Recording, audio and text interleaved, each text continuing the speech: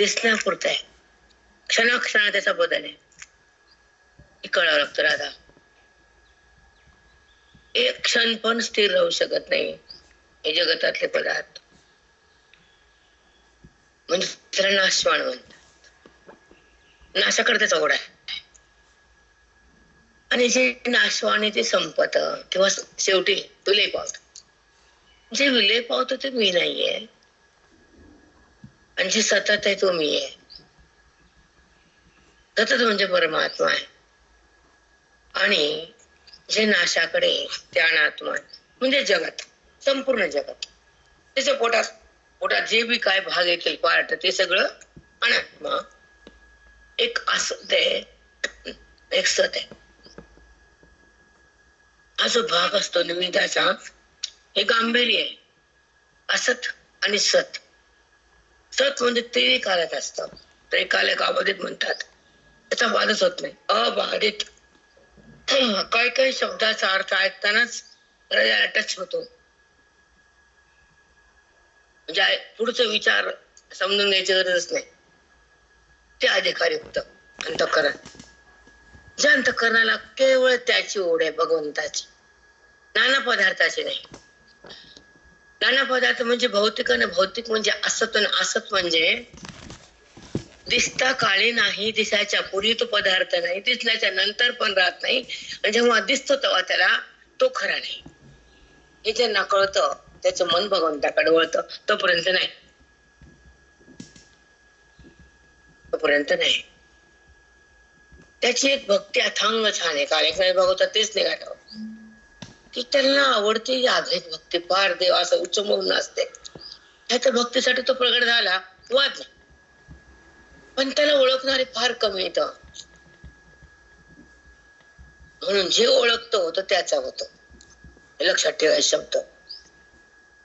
जो त्याला ओळखतो, कुणाला? परमात्म्याला, तर तो त्याच्यावर पुन्हा भिन्न राहत नाही, राहूच शकत नाही. कसं राहू शकत नाही? साखर आणि त्याची गोडी भिन्न आहे का? दाखवा. आहे साखरेची गोडीतून भिन्न? त्याला साखरेपासून त्याच्या गोडीला भिन्न करता येतं का? तसं ज्ञानी भक्ताला त्याच्या भगवंतापासून कुणाला भिन्न करता येतं का? साधी भाषा वेदांतात. आपल्याला कठीण करा वाटतं, साधं नको वाटतं. अरे खोटे कठीण नाही. आता डोंगरावर जाणं चढणं, आता आमची मॅडम गिरनारकडे गेली, कितीतरी 9,000 पायऱ्या. भक्तीच आहे, पण अशी नाही. फरक आहे. पण महागच म्हणलं, चांदी चांदीच आहे. आणि काही वाईट नाही, पवित्र जातोय, पण सोन्याची बराबरी करू शकत नाही. हे बोलणे पण बोलायची वेळ येते आम्हाला. चांदी सोनं नाही, सोनं चांदी नाही. बरोबर आहे का? म्हणून एक परमार्थ असा आहे की अंतिम टोक आहे. त्या ठिकाणी आपलं मूळ रूप प्रगट हृदयात, आणि देहरूप बंद होत. मी देह नाहीच, आधी वाटतो मी देह. मग मी देह वाटताना कर्माचा करता होतो आपण, जरी तुम्ही केलं नाही असं म्हणलं तरी. कारण अहमभाव जोपर्यंत जागा आहे, तर मी देह तुम्ही मना की न बना, जिवंत भाव असतो देहभाव. आत्मभाव कुठे? मग आत्मभाव प्रगट होणं आणि जडातून वृत्तीने बाहेर येणं आणि स्वस्वरूपाला पाहून स्वरूपच होणं, तिथं तन्मय राहणं. व्यवहार जरी केला तर ज्ञानी महात्म्या संताला बट्टा लागत नाही. ते रडण, हसन, पडण, वरडण, काही खाईल, काही मागल, काही हट्ट करत, त्याच्या प्रभावाचा खेळ येतो, त्यानुसार तो वागतो. पण त्यानं असं केलं म्हणून तो बिघडला असं होऊ शकत नाही, कधीच नाही. कारण मातीचं मडकं करा की मातीचं रांगण करा की मातीचा घोडा करा, पण मातीला माहित नाही मी घोडा झालो म्हणून. सांगा, माहितीये नाही. कुठे कुठे बघा ती म्हणते मी मातीच आहे. तिला माहितीये का मी घोडा झाले? नाही. नाही, कारण त्या ठिकाणी अव्यवहारच आहे. व्यवहार करून अव्यवहार आहे. विकार रहित अंतःकरण आहे. आणि त्या ठिकाणी भगवंताचं प्रगटीकरण आहे. विषयाचं नाही, विकाराचं नाही, त्या ठिकाणी जगत भाव नाही, आणि त्या वृत्तीला देहाचा संबंध कधीच होणे नाही. त्यालाच म्हणतात अनात्मवस्थेचा परित्याग करून आत्मवस्थेचे एक रूप होणार व्यक्ती आत्मस्वरूपाची समरस राहते आणि आपल्या वैभवाला सच्चिदानंद पदाचं वैभव बघते. हे वैभव त्यागते. मी सहते चिते आनंद आहे. मग मी सहते तर असं देह माझा कसा होईल? फार सुंदर प्रयास असतो कधी कधी निघतो. मी सहत आहे ना, परमात्मा आहे ना, त्रिकाल आहे ना, काल येता जातात, भूत भविष्य वर्तमान. भूतकाल गेला, वर्तमान काळ चालला, भविष्य काळ माहित नाही. पण तिन्ही काळात मीच आहे. तिन्ही काळ राहत नाही. मग जे राहत नाही ते काल खरा कसा, आणि जे मी जात नाही ते मी खोटा कसा?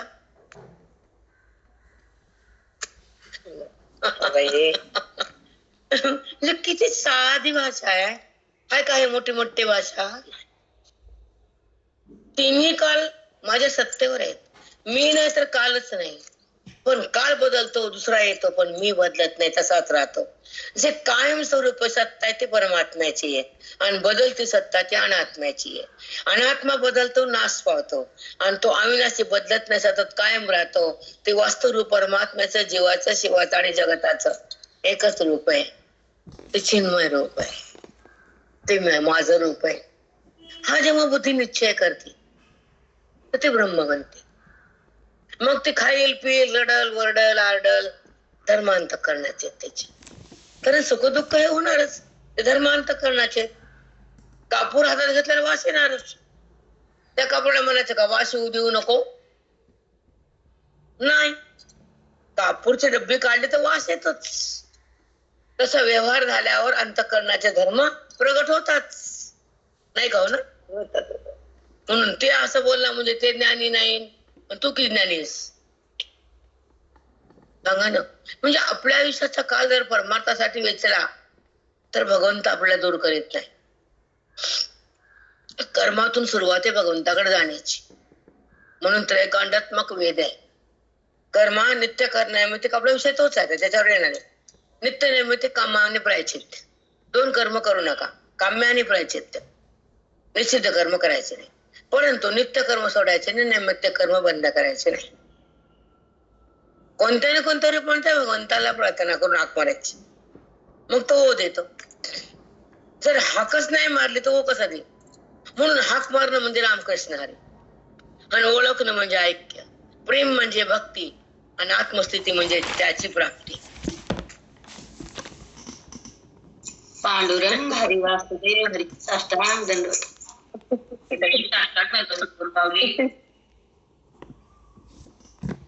आत्मस्थिती काय तर त्याची प्राप्ती होती. भगवंताची प्राप्ती बुद्धीला होती, देहाला नाही बर का. हाडमुड डोके, देहाला काही नाही, त्याचा बाद आहे. बुद्धी आहे त्याची भेट आहे.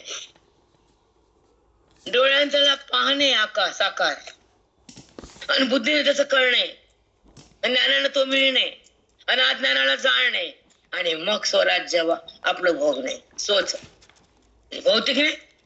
मध्ये रमणं म्हणजे स्वराज्य आहे, मध्ये राहणं म्हणजे सवळ आहे, आणि मध्ये येणं म्हणजे स्वस्थिती आहे, आत्मस्थिती. देहात राहणं म्हणजे आत्मस्थिती नाही. म्हणून भक्ती पण कम पडते आमच्या ज्ञानापुढं. कारण भगवंतापासून दूर राहून भक्ती करतो आपण, तेवढं अंतर जमत नाही, नाही जमत. म्हणून अंतर नाही ते भक्ती अभेद आहे, आणि अंतर आहे ते भेद आहे. कळतच नाही का ठेवायचं अंतर. मी तुम्हाला हमेशा उदाहरण देते. तुमचं पोरग कोण, लेख फिक कोण असं ना, अमेरिकन आली 4 वर्षाला, हा, तिला भेटायचं नाही, त्यामुळे त्या रूम मध्ये तू बस, त्या रूम मध्ये मी बसते. काय करते अमेरिका? त्याच्याने आईलाही समाधान नाही, लेकरालाही नाही. तसं दोन ठिकाणी दोघांनाही समाधान कुठे होणार? तसं जीव त्या उपाधीत आणि शिव आपल्या उपाधीत. अमेरिकानी बाई माहिती ती म्हणते तू तर बस त्या रूम मध्ये आणि दार लावून घे, आणि मी दार लावते. वा रे अमेरिका, लय बाय आवडत्यात. तोंड बघायला मिळत नाही राजा 4-4 नाही बरोबर आहे. न नातं न देश न संस्कृती न काहीच नाही, फक्त पैसा, टार्गेट पैसा. दुसरं काय हेतू काय? कर्म करणे काठा आहे आणि करणे तीर्थ आहे आयासाते. विषय निघाला बघा. आत्मा द्रष्ट न होय जोपर्यंत आत्मप्राप्ती होत नाही, आत्मा द्रष्ट न होय तो कर्म करणे काठा आहे आणि करणे तेच आहे आयासाती. तर कर्म करण्याचे कष्ट झाले असं वाटत नाही आणि कर्म करावंच लागतं, तो भेटत नाही तो पण. आता पुढचं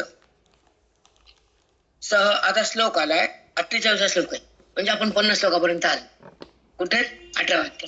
हा श्लोक किती आहे? 48, म्हणजे भरपूर श्लोक झाले. सहजम कर्म कौन्तेय तदोषमपि न त्यजेत सरलम् हि दोषेण धूमेन अग्निरिवावृतः. सहजम कर्म कौन्तेय सदोषमपि न त्यजेत. सहज वाटायला आलेलं कर्म स्वधर्मानुसार करावं, त्याच्यावर दोष बघून नये. त्यांचं सोपं आहे, आमचं अवघड आहे. त्यांच्यात 5 दिव्याची आरती आहे, त्यांचे 50 दिवे येतं, आम्ही आता 5च सुरू करतो. वरडायचंच नाही. तुझ्या 40 तर 40च कर. सहजम कर्म कोणते सहज आहे ते करायचं. तुझ्या वाट्याला आलं ना ते कर. ते दोष बघायचे नाही, दुसरं चांगलं म्हणायचं नाही, परधर्माला स्वीकार करायचा नाही, स्वधर्म टाकायचा नाही. हे भगवंत बोलतात. तुझ्या वाट्याला आलेलं वर्णाश्रम धर्म. आता ती बाई बामणाची खाती आमच्या घरी, आमच्या घरी आमची वहिनी म्हणते आमच्या घरी खाती. मी म्हणलो हे पाप आहे, ते बंद करा. बरं म्हणले, आम्ही जेव घालतो ते जेवतं. म्हणजे तुम्हाला अक्कल आहे की नाही? त्याला तुमचं खातं बामणाचं खाऊ घातल्याला तुझं खाऊ घातल्यावर महापाप तुला लागतं. त्या खाण्याला ते लागल बामणाला, ते पुढचा हिशोब. पण तुझं बघ की ते कुठं भोगल नाही तर मोरल, आपला काय करायचं. पण तुझं पाप आहे की तू जो कोमटी आहेस ते बामण आहे, त्याला खाऊ घालते शिदा दे ना. लय उठे तर कोणतं धान्य दे त्याच्या घरी. एक पोत ठेव साखराचा, गव्हाचा, तुपाचा. लय जोरून तुला खाऊ घालायचं ते एक क्विंटल. बरोबर आहे. जगवून त्याच्या कुटुंबाला तू लय तुला उल्हास आहे बामणाला खाऊ घालायचा. पण धान्य दे. गुरुजी म्हणायचे ते जरी म्हणलं नाही मी खातो, तर त्याला म्हणा मी पाप नाही तुझं घेतो, नाही घालायचं. म्हणजे काय करावं काय करू नये हे बी कळलं. हा बेटा, ते खातो म्हणलं, ते सोडली सीमा, तू का सोडती सीमा? सररंबाही दोषेन धूमे रागणे वावरता. तुझ्या वाटेला आलेल्या कर्मात दोष बघू नको. तुझे वर्ण आला कोमटी, ब्राह्मण, क्षत्रिय, शूद्र, क्षत्रिय. मग ज्या ज्या धर्म तुझ्या वाट्याला आलं ते कर्म कर, त्याच्यात दोष बघू नको. त्यामुळे तुझी मला प्राप्ती होती. ब्राह्मण असला तर तुझं खातं म्हणलं खाऊ घालायचं नाही, कारण त्याला म्हणायचं मी पाप तुझं घेत नाही, तुझं पाप तू घे. तुला लय उल्हास लोकांच्या घरून जाऊन का माझं खाऊ नको. पण बुद्धी भ्रष्ट कधी होती? त्यांची सहमती मिळते. ते म्हणतो आम्ही खातो ना. अरे तू खात माझ्या घरी नको ना खाऊ. बरोबर. पण कसं असतं बेटा, काही माहित नसतं दोष कसा लागल. पाप आपण जे कर्तव्य करतो, कर्म करतो, त्यातून पाप उत्पन्न होतं का पुण्य प्रगट होतं का दोष लागतो आपल्या घरात हे माहित नसतं. म्हणून असं वागतं माणूस. आणि ते आता तर बोलायची भागच नाही. तुमचा ब्राह्मण काय बोलला आता, काय बोलला काल? एका वाक्यात पण सहज बोलला का नाही? किती सुंदर बोलते. की आम्ही ब्राह्मण आहेत की नाही आम्हाला माहित नाही, ते तर विचार चांगला वागतो. पण परिस्थितीनुसार बोलला की आता भ्रष्ट झालेत ना लोक ते, म्हणून ते झाले आपण कशाला करायचं? बरोबर का चूक आहे? म्हणून आपल्या वाट्याला आलेलं कर्म करावं असं भगवंताने सांगितलं. सहजम कर्म कोणतेय तदोष त्याच्यात त्याग करू नको, दोष बघू नको त्या कर्मात. आल्या वाट्याला कर. चला आता पुढे. म्हणून भलते कर्मी आयास जरी उपक्रमी तरी काय स्वधर्मी दोष सांगे, म्हणून भलते हे कर्मी. आयास घरी उपक्रमी, तुझ्या वाट्याला आलेला कर्म आयास कष्ट लागले तर तेच कर, दुसरं करू नको. आणि कष्ट लागले म्हणून त्या कर्माला दोष नाव ठेवू नको. असं नसतं बा ना आता करू नये बाबा, आता कोण करायला, आता ते का फुलं मिळतात का बाबळीचे, आमुषा बाबूची फुलं उडतच ना आपण दिवला आणि आमुषा. एक सांगू, जसं बाबळीला काठ आहेत का, त्यातून पिवळं फुल आहे, आणि त्या आमुषा दिवशी ते फुल जर व्हायलं तर तुमच्या घरात दुःखाचे काठे सुरूच होत नाहीत, थांबतच नाही. म्हणून बाबळीचं फुल वाहतं, तुम्ही तर वाहता की नाही माहित नाही, पण आमच्याकडे ज्वारीच्या ह्या फुटाने बाबळीचं फुल. त्याच्यामुळे एक येतोय, आता भेटत नाही म्हणून कुणी वाईना, कुणी शेतात जाईनच ना. पहिले खेड्यात घर असायचे, अवतीभोवती झाडं असायचे, एवढं सुधारलेलं नव्हतं समाज. मग ते फुल आणून लोक ताई कुण्या देवाला व्हायचं बाबळीचं फुल? विवाह लक्ष्मीचं प्रतीक आहे. मग त्याच्यातून नाना फायदे होतात, पण ते भेटणार ना कोणचे पिळवा. एक उदाहरण दिलं, आपण असं वागतो, जसं सांगितलं तसं करायचं, आणि त्यातूनच सगळं काय पुढचा मार्ग मिळत असतो. म्हणून सदोष वपी न त्याच्यात, त्याच्यात दोष बघू नको, त्याच्यात त्याग करू नको. कष्ट लागत तर कष्ट म्हणू नको, त्या कर्म सोडू नको. असं जर केलंस तर ते कर्म तुझं साचलं नाही, त्या कर्म तुला मी भक्तीकडे तुझा पाऊल पडतं, आणि भक्तीनंतर तुला माझी प्राप्ती होती. हे कर्मातून सुरुवात आहे माझ्या भेटीची, असं भगवंत ज्ञानोबा बोलतात. जीवाला शिवाच्या भेटीसाठी सहजम कर्म कौंतेय, सहजम कर्म कौंतेय सदोष वपी त्याचे, त्या कर्मात दोष बघू नको, त्याचा त्याग करू नको, आणि ते कर्म करताना कष्ट झाले असे म्हणू नको. जरी कष्ट लागले ते सहन कर, पण स्वधर्म कर्माचं पालन कर. त्या कर्मातून तुला माझ्या भेटीची प्राप्ती होईल. सहज बुद्धी माझ्याकडे येईल, बुद्धी तुझी माझ्याकडे येईल. जी बुद्धी देहाकडे, संसाराकडे, सुख दुःखाकडे, तिथे थांबणार नाही, आणि ती मला जाणण्याला सुरुवात होईल, आणि कर्मातून भक्तीला कडे जाईल. भक्तीनंतर त्याला माझी प्राप्ती होण्यासाठी सद्गुरूची सेवा होईल, आणि सद्गुरूचा संबंध तुम्हाला येईल.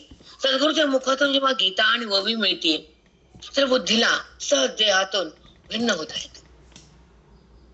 तुम्हाला मागे उदाहरण हमेशा तेच सांगते, बायकाच्या ओळखींचं, लोण्याला अग्नी लागलं की तूप बाहेर पडतं, तसं संत आणि साधक एकत्र आले की अज्ञान बाहेर पडतं बुद्धीतून. साधी भाषा भेट, टिपिकल म्हणते त्याला, टिपिकल, की संतांच्या बोधातून ज्या हृदयातून त्यांचा जो गाभा येतो, वेद म्हणतात त्याला, वेद, आणि वेदाच्या बोधानं अज्ञान जळून राख होतं, आणि मन पाक आणि पवित्र होतं. कारण वेदाचं चिंतन आहे. गीता कुठून आली? वेदातून आली. आणि गीतेचा परिहार म्हणजे ओवी. श्लोकाचा परिहार करतो आपण, अर्थ वाचतो, ओवीचा भावार्थ घेतो, आणि अज्ञानातून बाहेर बुद्धी येते. तेव्हा तिची खरी आनंदाची स्थितीला बघता येते. खरा आनंद म्हणजे अद्वैत आनंद, खरा आनंद म्हणजे आत्मानंद, खरा आनंद म्हणजे एक स्थितीत राहणं बुद्धीनं. ते एक स्थिती म्हणजे अद्वय, अद्वय म्हणजे आत्मा, आणि आत्मा म्हणजे आनंद, आणि आनंद म्हणजे विभू, आणि विभू म्हणजे व्यापक, व्यापक म्हणजे एक. त्या एका व्यापकात बुद्धी प्रवाहित होती, ती देहात उरत नाही, परिच्छिन्न देहाला शिवत नाही. खरी परिच्छिन्न भाव संपला. परिच्छिन्न म्हणजे अलग, अपरिच्छिन्न म्हणजे एक, तो कडतोच आहे.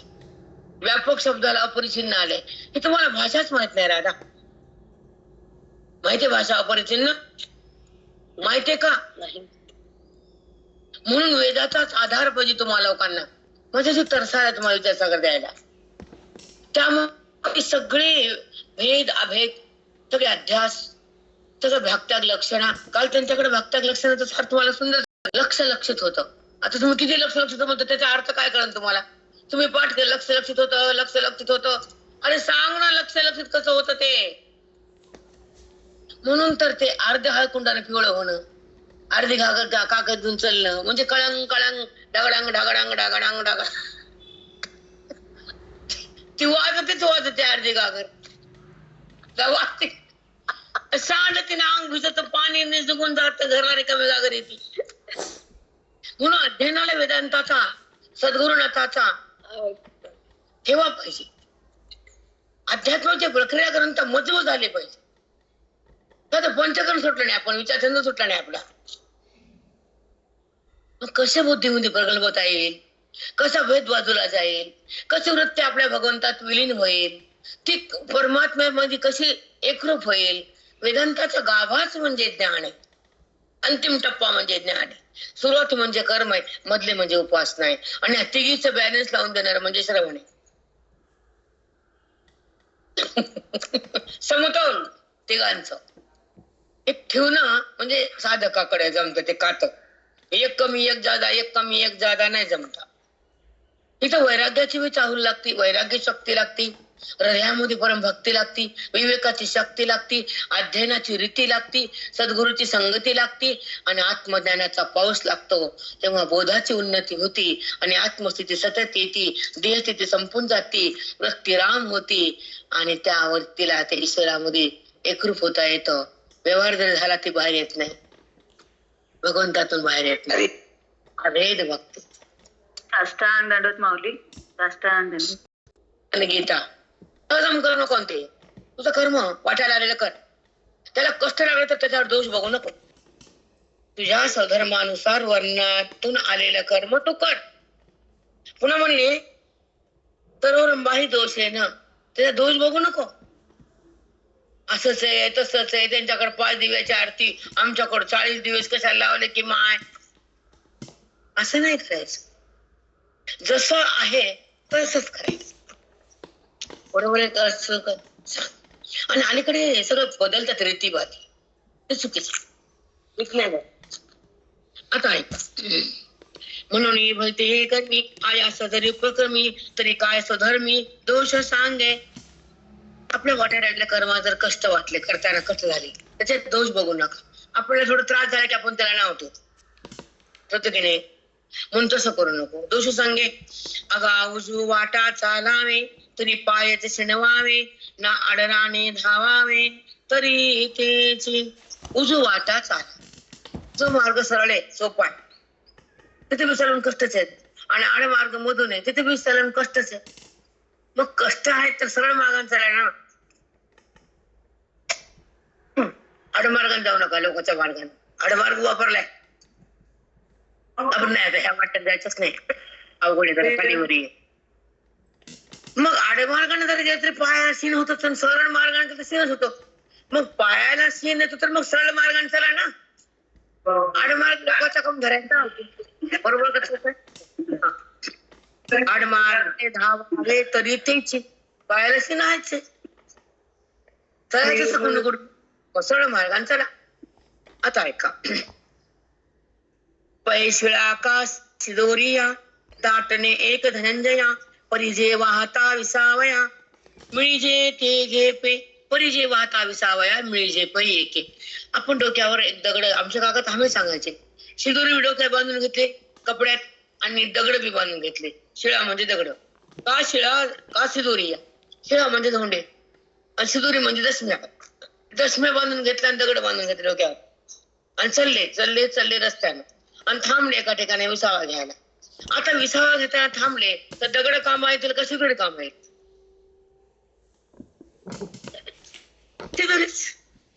मग दगड घेणं म्हणजे वजन वाहन, उपयोग काय. म्हणून स्वधर्माचंच पालन केलं म्हणजे सिदोरी, आणि परधर्माचा स्वीकार केला म्हणजे दगडी, ते काम येत नाही. कारण त्या कर्माचं तुम्हाला फल देऊ देत नाही. तुझ्या स्वधर्मात हे कर्म नाही तू का केलंस. जसं दगड खाता आलं नाही तसे ते कर्म तुझ्या कामी आलं नाही.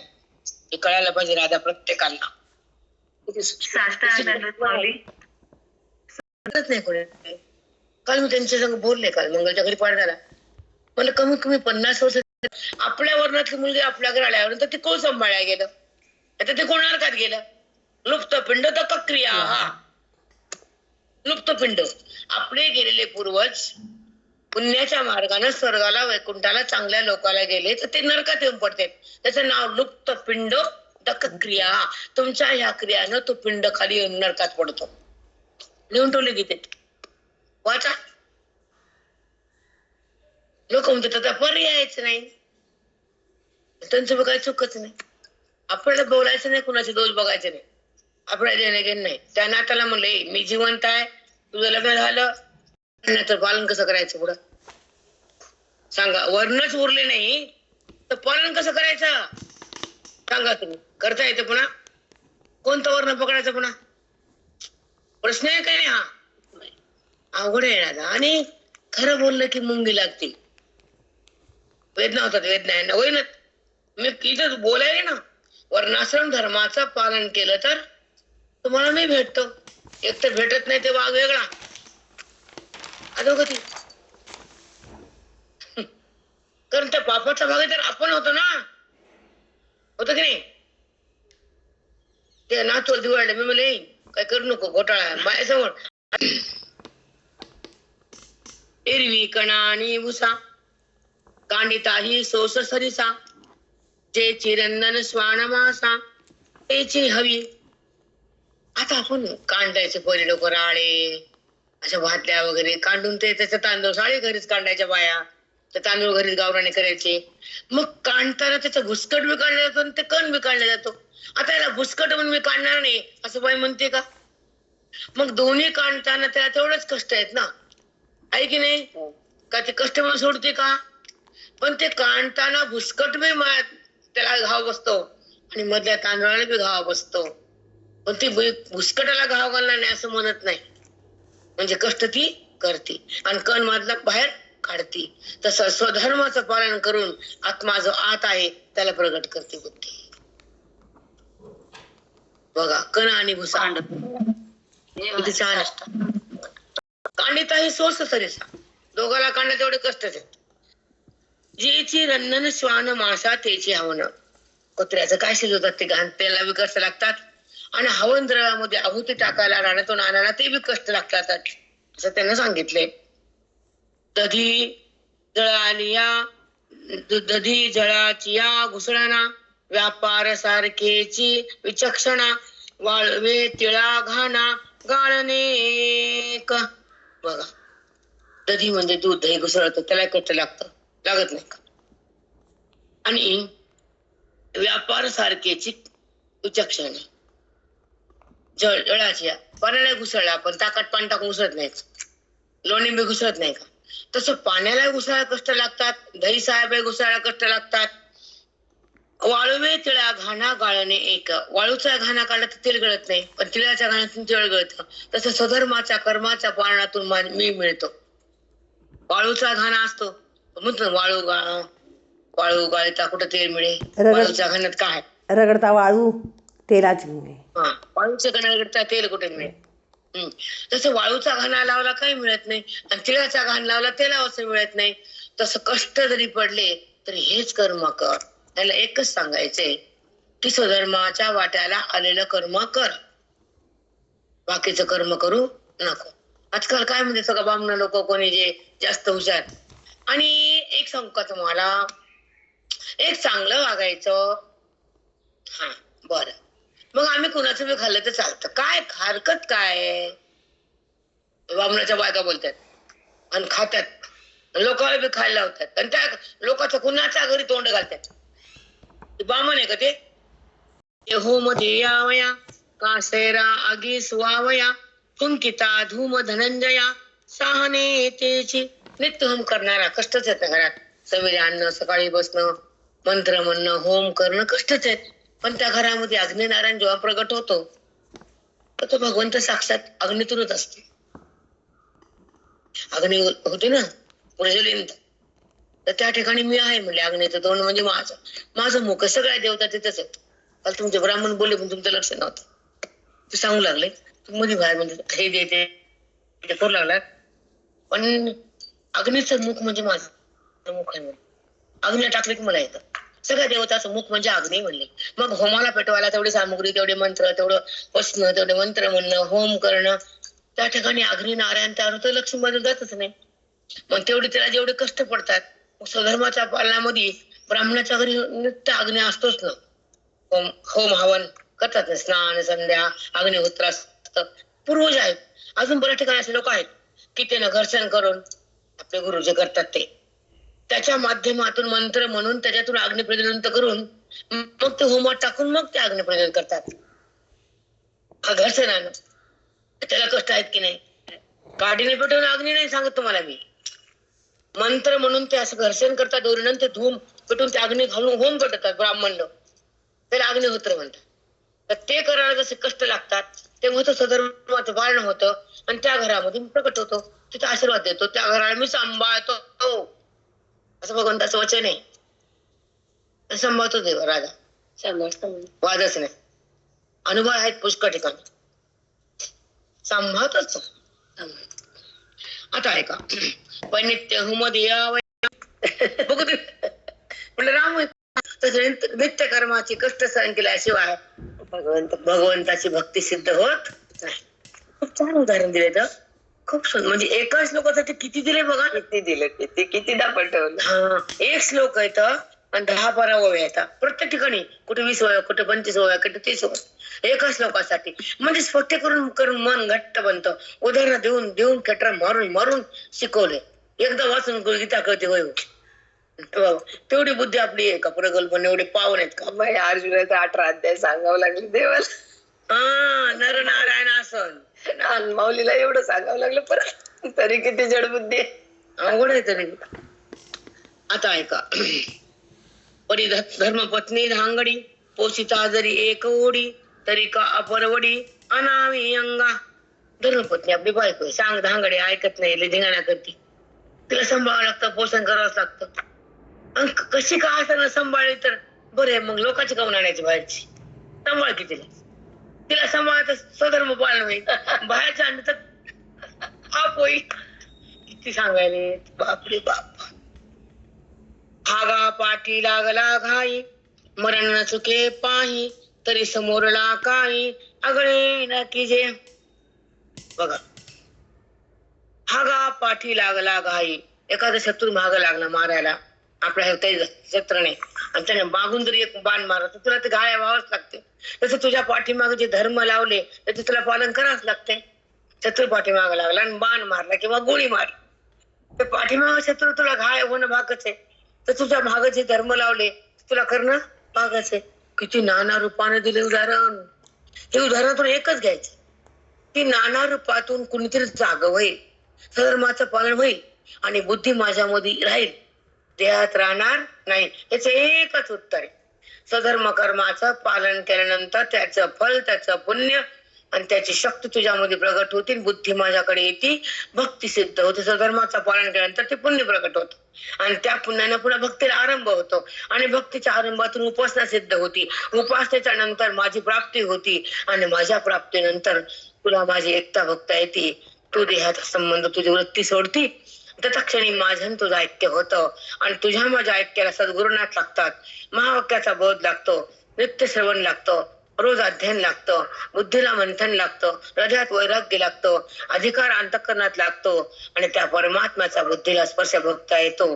त्याला म्हणतात आत्मानुभूती. तुम्हाला जे आत्ता सांगितले का हिंका, यासाठी आपला जन्म. मग हे वेदातून ऐका, उपनिषदातून ऐका, का सूत्रातून ऐका की भाषातून ऐका, पण सांगड हीच आहे शेवटची. प्रेरणा लिहिलं का तू गडाचे संबंध आणि भगवंताचा बुद्धीने केलेला ऐक्याचा अनुभव. तिकडे अनुभव आहे, इकडे देहाचा अनुभव, जडाचा अनुभव आणि तिकडे परमात्म्याचा अनुभव. जड म्हणजे देह आहे आणि देह म्हणजे वस्तू नाहीये. नसून तिला आहे म्हणणारी जी भ्रांती आहे बुद्धीला, ती अनात्म भ्रांती आहे. आत्मभ्रांती म्हणतात की त्या भगवंताची ओळख नसताना देहाचीच ओळख आहे त्या बुद्धीला.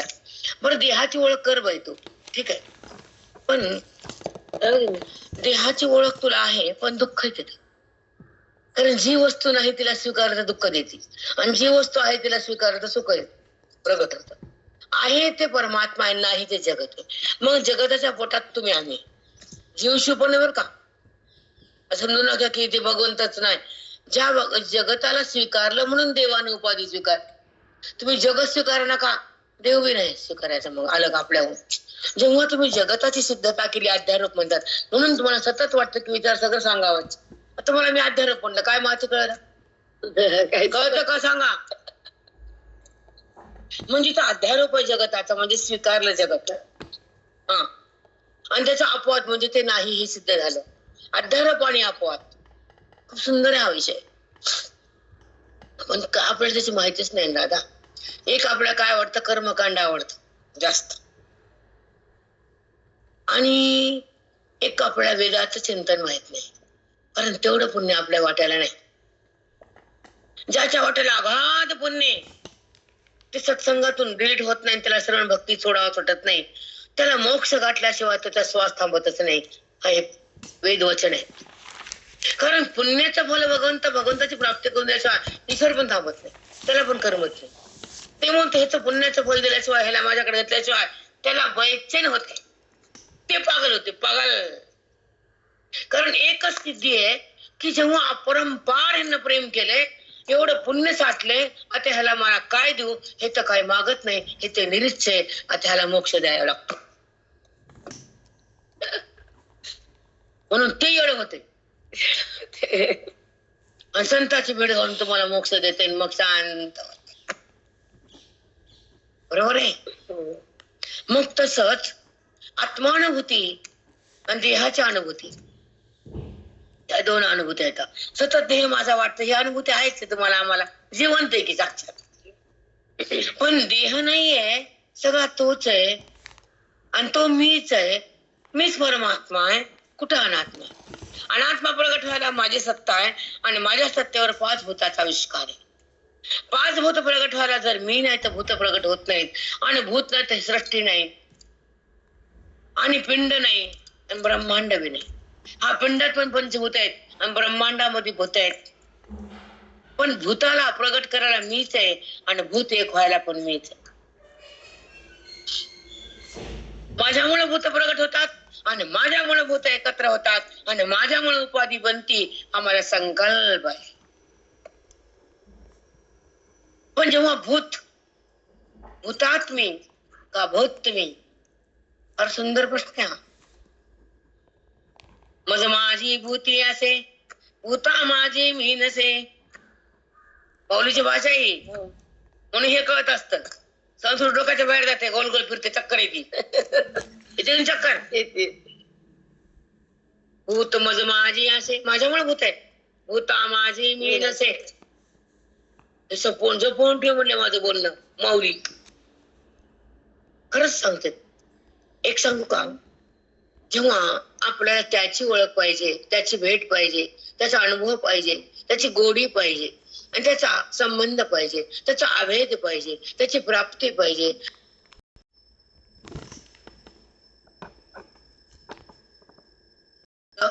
त्याचा अभेद, त्याची प्राप्ती, त्याची स्थिती, त्याची अनुभूती, हे सगळं लागतं. त्याची म्हणजे परमात्म्याची.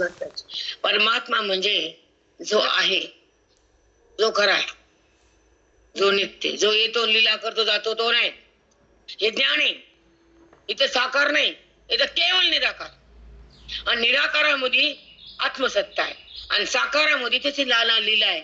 आणि लीलेमध्ये जो आनंद आहे ते भक्ती आहे, आणि त्याच्या निराकारात त्याची प्राप्ती आहे, त्याची अनुभूती. हे टप्पे समजायला पाहिजेतच. एक आहे, एका नाना आहे. नाना का झाला? नाना कशामुळे झाला? नाना होण्याचं कारण काय? अधर्माचा नाश, अभक्ताचा नाश, म्हणून त्याला साकार व्हावं लागलं. जगताची स्थिती सांभाळायला, कर्माचा भोग द्यायला, भक्ताच्या मिठीत यायला, भक्ताचं प्रेम घ्यायला त्याला साकार. पण साकार होताना त्याच्या लीला त्याने उठवला, त्याचा पाठ त्याने केला, 10 अवतार घेतले. जसे अवतार संपले तो आपल्या रूपात गेला. हे कळतं का तुम्हाला? ज्याचं वास्तव जे रूप आहे ते निराकार आहे, तो तुमच्या आत आहे. जो कणात आहे, अनुत आहे, रेणुत आहे, चौकड आहे, तो सदा आहे, नित्य आहे, विभू आहे, व्यापक आहे, एक आहे, तो अनंत आहे. आणि ते माझ्यात आहे, आणि तो मी आहे. ह्याला म्हणतात निराकार भक्ती. याचा अभ्यास आहे, याच्यावर निग्रह म्हणावं.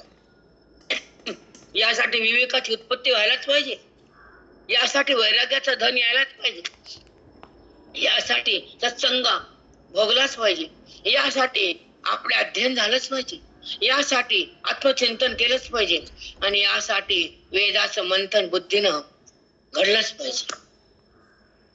बुद्धीच्या मंथनानं चिंतन म्हणतात त्याला, आत्मचिंतन. ज्या आत्मचिंतनामध्ये वेदाचा जो भाव गाभा आहे तो विचारसागर आहे. ज्ञानेश्वरी वेदाची भाषा मराठीत आणली, जरा समजून घ्या. वेद कुठून आणले? मराठीत. तरी कळना लोकांना. हे ज्ञानेश्वरी म्हणजे वेद आहे. वेद म्हणजे प्रत्यक्ष रूप आहे. प्रत्यक्ष रूप म्हणजे आपल्या भगवंताची प्रतीती करून देणारे भांडवल आहे. पण समजत नाही लोकांना. लोक का ज्ञानेश्वरी टिकत नाहीत माहित नाही. ज्ञानेश्वरी का आवडत नाही कळत. त्याच्या त्याचा भाग असतो बुद्धीचा. पण वेदाला मराठीत आणलं आमची माऊली. सहज बोध तयार केला आमची माऊली. बुद्धीला ब्रह्म केलं माऊली. आत्माराम बुद्धीमध्ये आणला माऊली. बुद्धीचा भेद संपवला माऊली. अभेद प्रगट झाला माऊली. शेवटचा कलियुगातला अवतार नणुब्बा तुकोब्बा एकोब्बा. आता ना भागवत घेतलं मी काल एकनाथ वाल्यांचं, सुंदर होत. 3 आहेत, बाकी तर भरपूर आहेत, नाही असं नाही. पण ज्यांचा कार्यच होतं की ज्ञानसिद्धी मोक्ष सिद्धी. भोळ्या असे भाडे जन्मालेत, मरायले जन्मालेत, मरायलेत, हाहाकार करायलेत. पुन्हा कर्माचा साठा व्हायला, पुन्हा मृत्यूकडे लोक चालले, पुन्हा गर्भात यायले. त्यांना मोक्ष नाही, त्यांना जन्म मृत्यू थांबत नाही. ज्यांना मी कोण कळत नाही, ज्यांचं मन देहाकडे जाणं थांबत नाही, ज्यांना जगत भाव टाकता येत नाही, ज्याला आत्मभाव प्रकट होत नाही, ज्याला मी माझ्या स्पर्श होत नाही. म्हणून माऊली येऊन त्याने ज्ञानेश्वरीचं चिंतन केलं. 9000 ओव्या तो आपण आता शब्द चिंतन करतोय. तर 18व्या अध्यायाच्या अर्धाला आपण 900 पर्यंत आलो. 936-45 पर्यंत आलो होतो. म्हणजे 950 1000 पर्यंत जातो.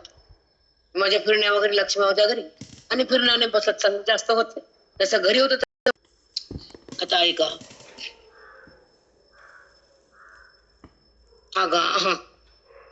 सांगणे हागा पाठी लागल्या घाई, मरण न चुकेची पाही, तरी समोरला काही आगळे न चुके.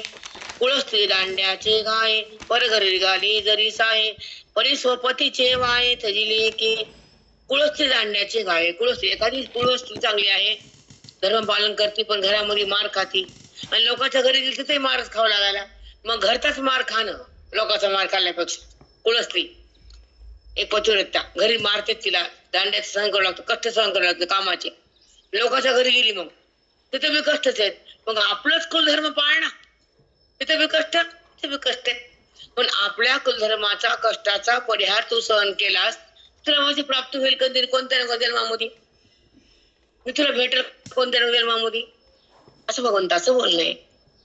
तैसे आवडते ही करणे, नानी पजेसे लाविणे, तरी विहित बारे कोणी बोले भारे. तसे आवडते करणे, न निपजेसे लाविणे. आपल्या वाट्याला आलेलं कर्म करणं ते कष्टाविना करावं. जरी कष्ट पडले तरी ते सहन करावं. त्याचा त्याग करू नये. लोकांचा आवडले धर्म पालन करू नये आणि आपल्या धर्माचा त्याग करू नये. असं नाही केलं तर विहित बारे कोणी बोले भारी. म्हणजे विहित कर्माचं तू कष्ट लागले असं म्हणू नको. विहित कर्माचं पालन कर, स्वधर्माचं आचरण कर, नित्य कर्म कर, आणि त्या कर्मानं कोणत्या जन्मात तुला माझी प्राप्ती होईल. त्या जन्मात झाली नाही तरी ते कर्म वाया जाणार नाही. असं भगवंत हे 945 पर्यंत आलो. 950 झाले. आता 1000 पर्यंत जाऊया. उद्या आपण पूर्ण घेऊ 22. पंढरीनाथ भगवान की जय. माऊली ज्ञानेश्वर महाराज की जय. सद्गुरुनाथ महाराज की जय. आपलं जे घरात ते करायचं.